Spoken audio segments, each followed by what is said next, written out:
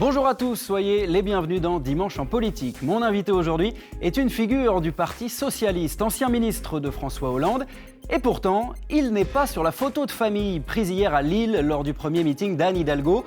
Candidat malheureux à l'investiture du PS pour la présidentielle, il ne fera pas campagne aux côtés de la maire de Paris. Trop de divergences, pas assez de débats selon lui. Il va nous présenter les propositions qu'il aurait aimé porter pour la France et pour les socialistes. Le maire du Mans, Stéphane Le Foll, est dans Dimanche en politique.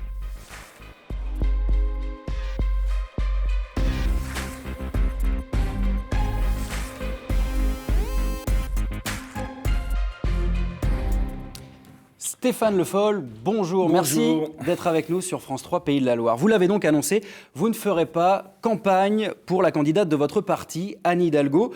Vous lui souhaitez bonne chance. Nous, on entend surtout bon courage. Pourquoi vous n'avez pas joué le jeu du rassemblement derrière cette candidature ? D'abord, vous avez évoqué l'idée que je serais un candidat malheureux. J'étais un candidat battu. Donc, j'en tire les conséquences et j'en prends acte. C'est pas malheureux. Moi, j'ai simplement souhaité avoir un débat pour évoquer un certain nombre de questions qui sont posées dans le débat public aujourd'hui et qui seront posées dans la campagne présidentielle. C'était une manière pour moi de considérer que, à la veille d'une échéance aussi importante, il aurait été utile, me semble-t-il, d'avoir un débat pour savoir exactement qu'est-ce qu'on voulait faire avec la présidentielle, quel est le projet qu'on portait, quels étaient les grands enjeux et les grands débats en jeu, et puis surtout comment on pouvait se positionner à gauche de manière différente des écologistes qui ont fait une primaire, de Jean-Luc Mélenchon qui a lancé sa campagne, lui, depuis longtemps. C'était une manière de se repositionner et de s'affirmer à nouveau. Bon, il n'y a pas eu de débat, il y a eu un vote, je l'ai perdu, je ne suis pas plus malheureux avant le vote qu'après le vote. Pas malheureux parce qu'il n'y avait pas beaucoup d'espoir de votre côté, il n'y avait pas beaucoup d'espoir. Non, le Parti socialiste, avec Olivier Faure, avait décidé que la candidate serait Anne Hidalgo. Ça faisait d'ailleurs partie de la campagne qu'avait conduite Olivier Faure pendant un congrès qui a eu lieu au mois de septembre, lancé juste avant l'été, au mois de septembre. Bon, tout ça n'a pas donné lieu à ce qui aurait dû, à mon avis, être l'objectif, c'est-à-dire d'avoir un vrai échange sur le fond. Alors moi, justement, j'ai écrit sur un le livre. fond, sur les divergences que vous pouvez avoir avec Anne Hidalgo, est-ce qu'elles sont si importantes que ça ? Est-ce qu'il y a vraiment une fracture entre la ligne Hidalgo, la ligne Le Foll, ces deux gauches irréconciliables, comme disait Manuel Valls ? Pourquoi vous êtes si loin du projet porté par Anne Hidalgo, à tel point que vous ne faites pas campagne pour elle ? Je l'ai dit dans le débat, et avant même le vote, les raisons pour lesquelles j'avais des divergences et des différences. On n'a pas pu en discuter, vous en êtes d'accord. Bon, à partir du moment où on ne peut pas en discuter.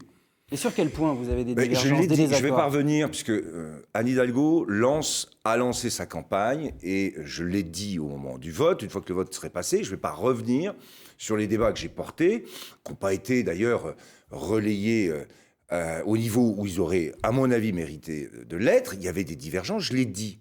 Sur plusieurs sujets, et je ne vais pas revenir dessus. Pourtant, elle vous tend la main, Anne Hidalgo. Elle dit m'a appelé, le parti a besoin de lui. Vous avez échangé avec Anne Hidalgo ? Vous l'avez eu au téléphone ? Elle m'avait appelé le soir du vote pour me dire qu'elle avait besoin de moi. Mais et elle l'a dit publiquement. Sa famille politique a besoin de lui et de son engagement. Oui. Qu'est-ce que vous répondez ? Quand même, qu'est-ce que je réponds ? Moi, j'ai demandé un débat. On me l'a refusé. Et après, on me dit on a besoin de toi. Je me souviens d'ailleurs qu'à la même émission ici, Dimanche en politique, Johanna Roland avait dit, à une question qui lui était posée, est-ce que vous avez quelque chose à dire à Stéphane Le Foll ? Elle avait répondu rien. Rien. Après le vote, il faudra qu'il vienne et qu'il vienne avec nous. Très bien. Donc j'ai eu affaire à l'idée qu'il fallait complètement mettre de côté et mépriser ce que je pouvais dire. Bon, ben maintenant, chacun a fait son choix. Moi, j'ai fait le mien en faisant des propositions, en ayant une ligne. Anne Hidalgo avait la sienne. Aujourd'hui, elle lance sa campagne. Elle a lancé sa campagne. Moi, je lui ai dit que je lui souhaitais bonne chance et que je m'exprimerai, si c'est nécessaire, à la fin de l'année. Et pourquoi cette échéance de décembre ? Qu'est-ce que vous allez faire si ça décolle pas, très concrètement ? Anne Hidalgo, 5% dans les derniers sondages. Qu'est-ce que vous faites en décembre si ça reste comme ça ? Eh bien, d'abord, je verrai ce que font les autres. J'attends de voir. C'est-à-dire ? J'attends de voir ce que feront les autres. Je voyais tout à l'heure, en venant, je disais ce que disait le Parti radical de gauche, qui a toujours été un allié du Parti socialiste. Je disais qu'il se posait la question de savoir s'ils n'allaient pas passer plutôt un accord avec Yannick Jadot. Donc je vais attendre de voir. Vous êtes ouvert à un accord Non, avec je ne suis pas Jadot? ouvert. Je dis simplement pourquoi j'ai dit que je m'exprimerai en décembre. Parce qu'il y aura sûrement des choses qui vont se passer. Donc si c'est nécessaire, je m'exprimerai. Je voterai socialiste, je l'ai toujours dit. Et deuxième point, de toute façon, ce que j'ai dit aussi, c'est qu'il y aurait une recomposition politique après cette présidentielle. Parce que la gauche, telle qu'elle est là, à moins de 30% aujourd'hui, il y a quand même un problème de fond. C'est pas simplement le problème qui a été posé pendant des mois et des mois sur faut-il s'allier ou pas s'allier. Vous êtes contre depuis des mois, vous dites... Non, j'ai pas... Ne dites pas, je suis contre. Vous êtes ouvert à une alliance. Mais une alliance se conçoit quand elle est capable de créer une dynamique. Vous avez vu qu'au régional, c'est pas la somme à 2 fois ou à 3 fois 10 qui peut faire 30. C'est pas vrai, pour gagner. Il y a eu cette espèce d'idée qui a été installée, distillée, répétée à l'envi, qu'il suffisait de s'allier, et puis l'addition faisait qu'on serait automatiquement au deuxième tour, et qu'après tout était jouable. Non. En politique, c'est pas comme ça que ça se passe. C'est est-ce que ce que l'on propose, d'abord, est identifié, porte un intérêt pour les gens? C'est ça la question. Et quand je le disais, et je le redis, et après, je ne vais pas le répéter, la gauche est à moins de 30%, à 25-26%. Quand François Hollande a été élu... Ça, c'est si elle était unie. Pour le moment, c'est pas le cas non plus. Oui, mais... Vous êtes contre cette idée d'union de la gauche? On sait qu'avec Jean-Luc Mélenchon, ce n'est pas possible. Avec les écologistes. Vous ne comprenez pas ce que je vous dis, ou vous ne voulez pas comprendre. Je ne vous ai pas dit que j'étais contre une alliance. Je vous ai dit qu'aujourd'hui, la gauche, au total, fait moins de 30%. Est-ce que vous vous souvenez? Non. Donc, je vais vous le rappeler. Combien a fait François Hollande au premier tour en 2012? 28%. Jean-Luc Mélenchon faisait combien? Plus de 10%. Eva Joly, qui était candidate des Verts, 2,5%, 3%. On était donc à plus de 40%. Mais ça, c'était en 2012. Oui, mais pour gagner, vous ne pouvez pas gagner avec une gauche qui, au total, est à moins de 30%. C'est impossible. Qu'est-ce qui ne va pas? C'est simplement la question de l'alliance? Non. Vous dites comme François Hollande. Est-ce que vous dites comme François Hollande, non pas c'est l'union qui fait la force, c'est la force qui fait l'union? C'est la formule de François Hollande, vous êtes d'accord? Elle est dans mon livre, parce que je la trouve très juste. Quand on était capable de rassembler, qui ont créé une dynamique, la force crée l'union. Là, aujourd'hui, si vous avez des forces qui sont équivalentes les unes aux autres, mais extrêmement faibles ou basses, comment voulez-vous créer une dynamique? L'autre expression de François Hollande cette semaine, ce sont les candidatures lilliputiennes de la gauche aujourd'hui. Il fait un autre constat chez nos confrères de France Inter cette semaine. On en écoute un petit extrait et puis on en discute juste après. La gauche fait comme si elle avait déjà perdu ses élections. Elle se prépare même à d'autres élections. Je remarque d'ailleurs pour ce rendez-vous de 2022, il y a ceux qui sont déjà en 2027 et qui ne se présentent pas, et d'autres, la gauche en l'occurrence, qui disent c'est pas grave, on va enjamber la présidentielle, puisque nous sommes divisés, incapables de nous unir, pas portés par une personnalité autour d'un programme, alors nous allons préparer les élections législatives. Mais c'est de rien comprendre à la mécanique même des scrutins. Il n'est pas possible de gagner des élections législatives quand on a été morcelé à l'élection présidentielle. Donc il y a un sursaut qu'il faut quand même à un moment espérer. Stéphane Le Foll, cette gauche qui n'attend aucun sursaut dans la campagne, qui fait comme si c'était déjà perdu, qui pense même à la suite. Est-ce que c'est pas un peu ce que vous êtes en train de faire? Déjà de vous projeter dans l'après-présidentielle? Je suis venu ce matin pour répondre à des questions.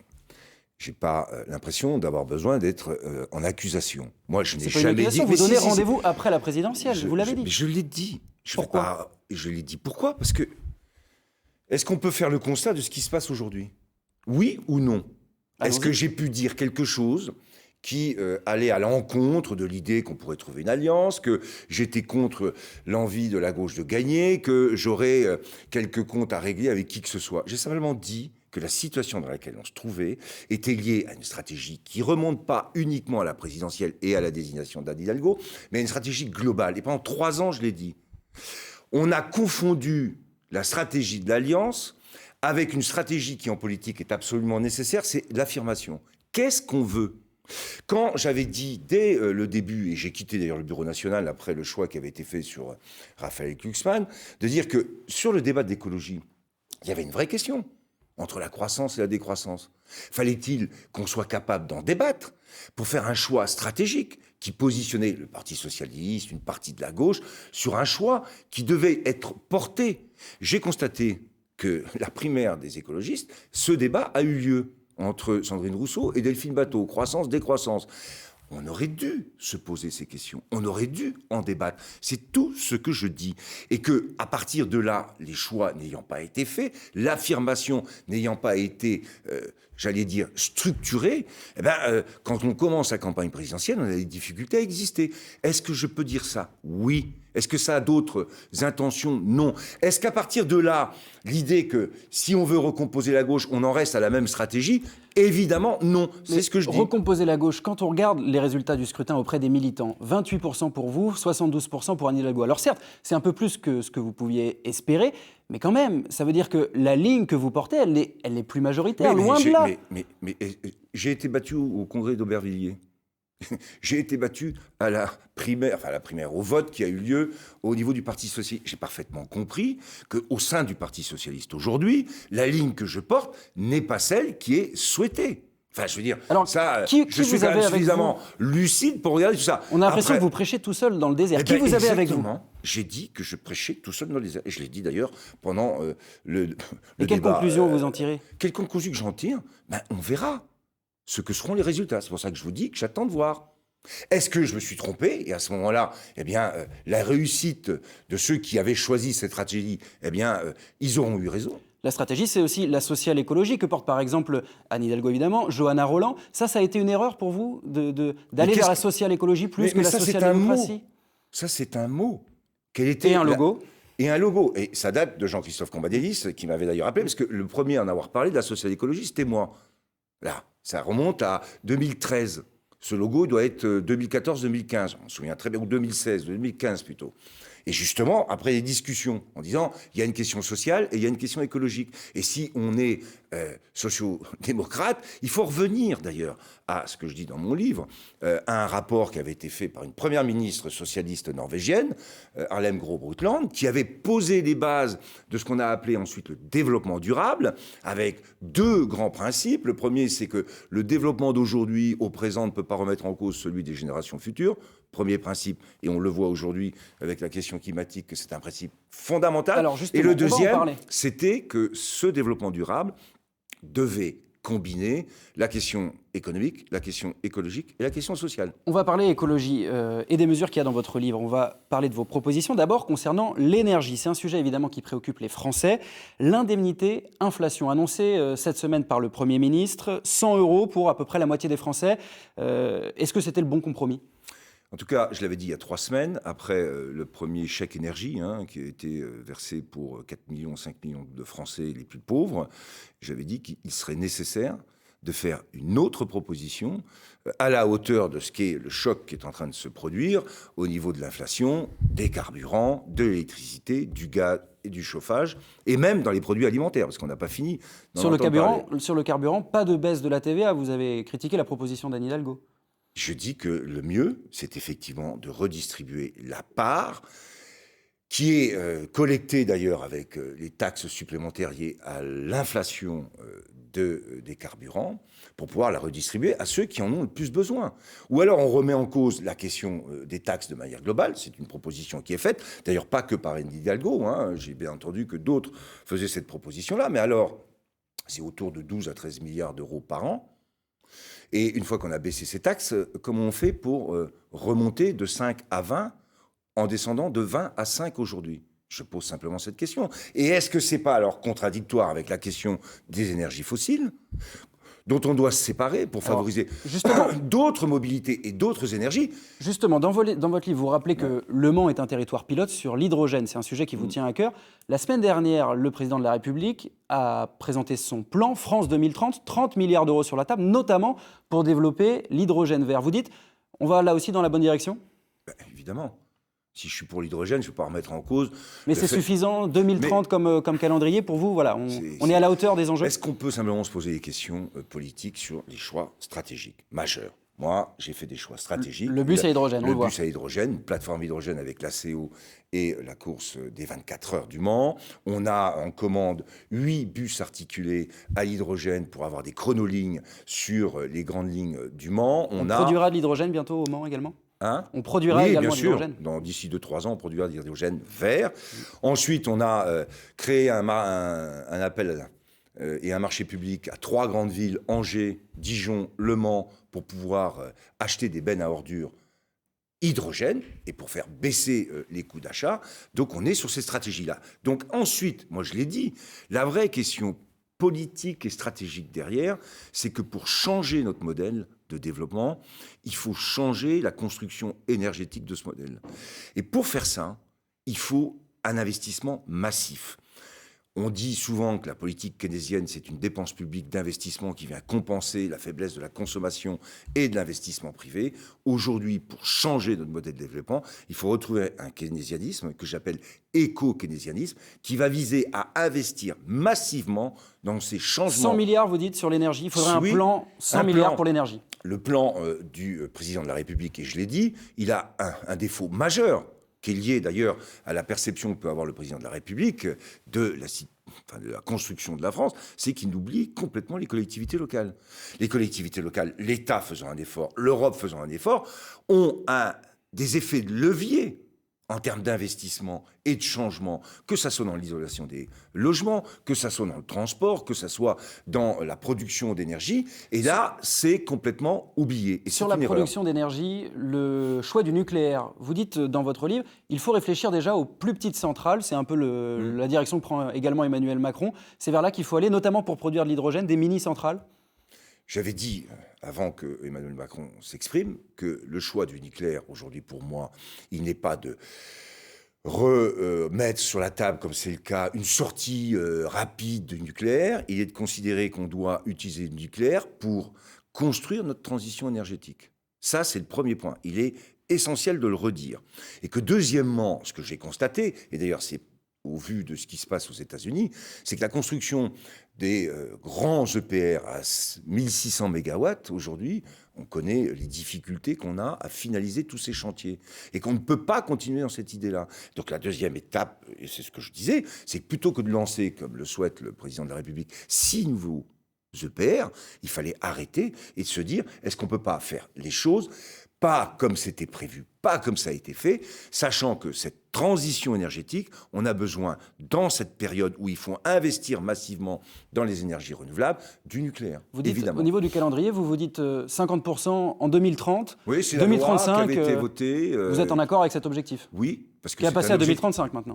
C'est un objectif qu'on avait fixé d'ailleurs quand on a été dans la campagne avec François Hollande, je m'en souviens très bien, puisque à l'époque, l'Allemagne avait décidé de sortir du nucléaire en 25 ans, mais avec 25% de sa part de l'électricité nucléaire dans le mix énergétique, alors que nous étions à 75%. Donc l'objectif, si on voulait faire comme l'Allemagne, c'était moins 25%. Ben, moins 25%, ça faisait passer 75 à 50. Et c'est ce qui est aujourd'hui la loi qui fixe les objectifs, donc je le partage. Pour ça, il faut trouver d'autres sources d'énergie. On va parler des éoliennes. C'est un sujet là aussi qui fait débat.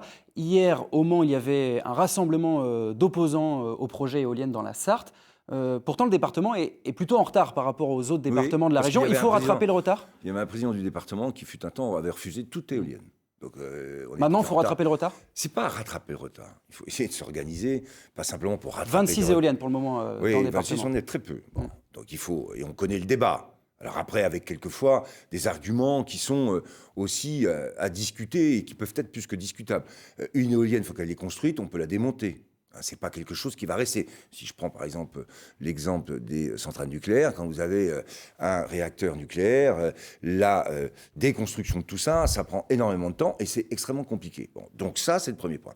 Le deuxième, c'est qu'on le sait, c'est impactant en termes paysagers. Et le fait d'avoir des éoliennes, ces grands moulins qui tournent, il n'y a qu'à regarder comment dans la Beauce aujourd'hui, les éoliennes ont poussé peut-être encore plus vite que le blé. Il y en a plein. C'est un sujet de débat. Donc il faut être capable, non pas de refuser l'éolien, parce que là, il y a une espèce d'emballement qui consiste à dire on n'en veut pas. Bon, les mêmes qui disent ça ne proposent pas d'autres solutions. Derrière, pour se passer de l'énergie fossile ou quelles sont les autres propositions qu'ils font sur d'autres énergies renouvelables. Je pense en particulier à la question du solaire. Là aussi, au Mans, on développe un parc solaire qui est passé avec la ferme solaire d'Allonne de 6 hectares. Aujourd'hui, on est à plus de 22 et l'objectif, c'est d'être à plus de 100 hectares à la fin du mandat. Bon, ben voilà, il faut quand même être capable de trouver des solutions. Donc, on doit avoir des compromis, mais on ne peut pas rejeter, parce que ça, c'est très français, c'est tout ou rien. Non, ça ne peut pas être tout ou rien. Et on ne peut pas dire plus d'éolien, c'est pas vrai. En même temps, il faut mettre les conditions pour pouvoir réaliser. Stéphane Le Foll, on va passer maintenant aux sujets qui vont vous occuper certainement dans les prochains mois, à savoir l'administration de la ville du Mans, évidemment. On est allé tendre le micro aux Manceaux et aux Mancelles, et figurez-vous que c'est surtout de sécurité dont ils nous ont parlé. On écoute.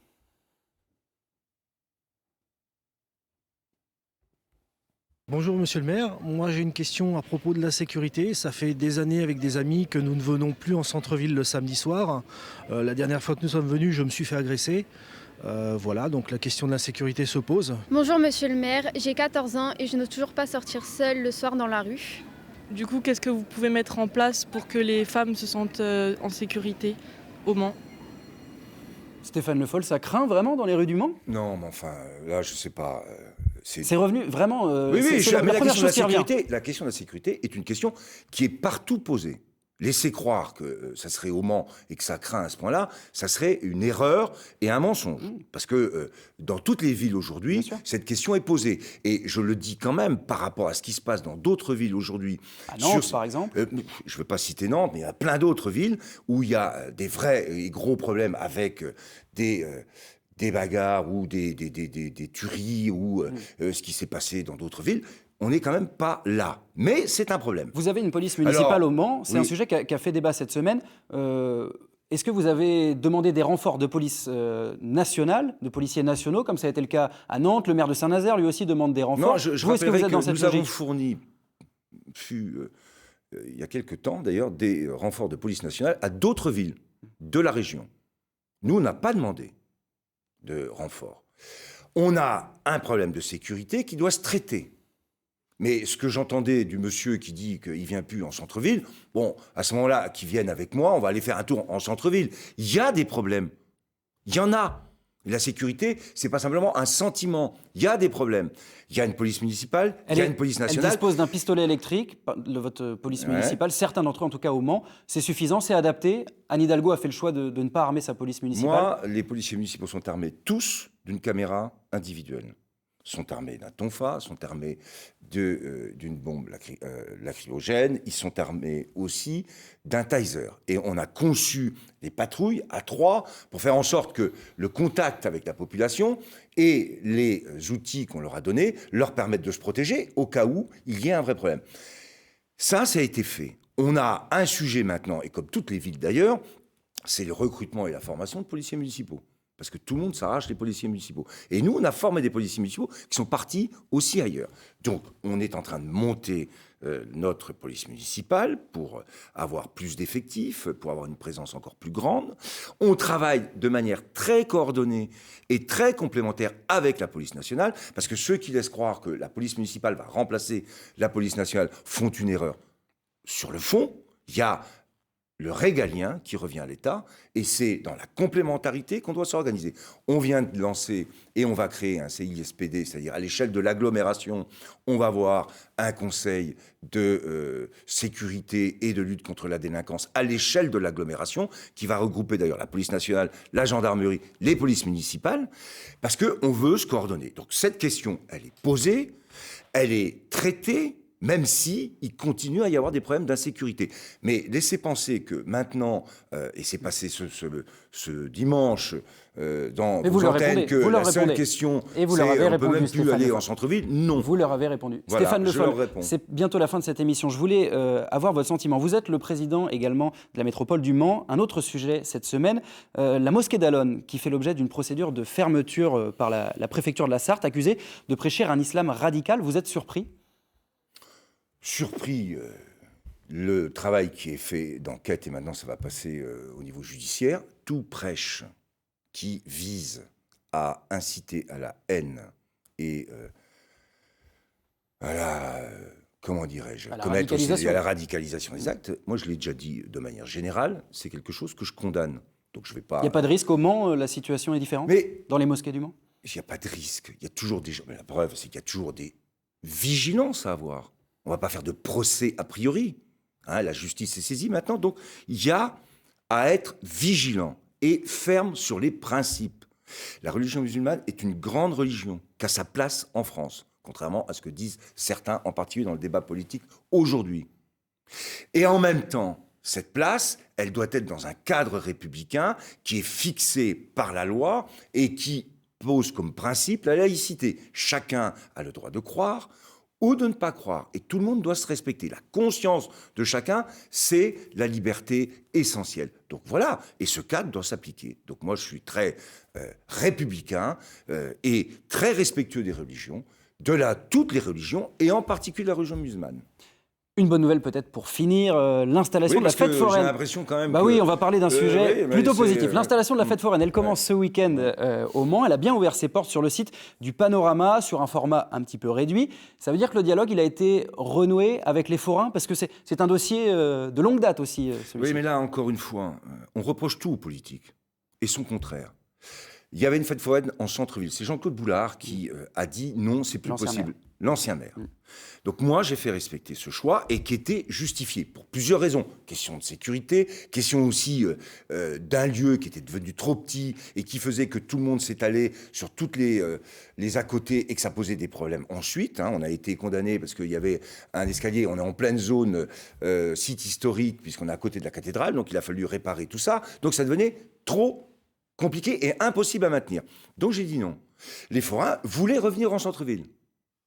À ce moment-là, il y a eu le problème qu'on a connu, et pas un petit problème, avec des violences, des manifestants, un conflit. J'ai assumé cette position. Mais moi, j'avais toujours dit que je n'étais pas contre les fêtes foraines. Moi, j'ai vécu 30 ans de ma vie dans un petit village, dans le canton de Loué, où il y avait des fêtes foraines. J'ai toujours respecté les fêtes foraines. Mais on ne peut pas imposer à un élu le choix qui consiste à dire ça sera ici parce qu'on le veut. Non, on discute avec un élu qui dit, pour des raisons objectives, ça sera au Panorama. On vous avec des manèges plus petits, parce qu'on est à côté de l'aéroport. Là encore, c'est pas le maire qui décide de la hauteur, c'est parce qu'on est à côté d'un aéroport et où on a une limitation. Discussion est engagée de toute façon sur cette question du cône d'envol de l'aéroport, mais moi j'applique la loi, je la fais respecter. Mais on a l'impression qu'ensuite, quand on fait ça, et qu'il y a un début de conflit, il y a une difficulté, c'est l'élu qui viendrait, comment dirais-je, lui-même créer ces problèmes. Je ne les crée pas, j'essaye de faire en sorte... Vous iriez faire un tour à la fête foraine ? J'irai même faire office d'inauguration de cette fête foraine, même si elle va commencer... ce week-end, je l'espère. Et je suis très content que ceux qui ont accepté de rester puissent trouver maintenant la capacité qu'ils ont à travailler. Et nous, on fera en sorte de les aider. Merci beaucoup Stéphane Le Foll. Je rappelle votre livre Renouer avec la France des Lumières chez Calman Lévy. Merci beaucoup d'être venu dans Dimanche en politique. Dimanche prochain, Virginie Charbonneau recevra François de Rugy, député de Loire-Atlantique, qui sort un livre lui aussi, dans lequel il revient notamment sur l'affaire des homards qui lui a coûté son poste de ministre de l'écologie, mais aussi sur son avenir alors qu'il ne se représentera pas aux prochaines législatives. Moi, je vous donne rendez-vous dans 15 jours. D'ici là, portez-vous bien. Tout de suite, le journal régional. Très bon dimanche à tous.